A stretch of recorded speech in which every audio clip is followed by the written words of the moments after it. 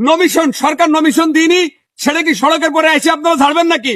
কেন আমাদের গাড়ির গ্লাস ভাঙ্গা হলো, কেন গাড়ি ভাঙ্গা হলো, কেন ড্রাইভারকে মারা হলো? এই যে আমার ড্রাইভার কোথায় মারেছে, এই যে এখানে মারেছে, পিটি মারেছে পাঁচতরে, এই যে ভাঙ্গা পারে যে পাঁচতর আছে ওখানে গন্ডগোল কেন? দলীয় বিষয় নিয়ে আমাদের গাড়ি ভাঙ্গা হলো, আমি প্রশাসন ভাইদের কাছে জানতে চাই। এই বিষয়ে আমরা মানবো না, আমরা ড্রাইভারের রাস্তায় লাভবো প্রয়োজনে।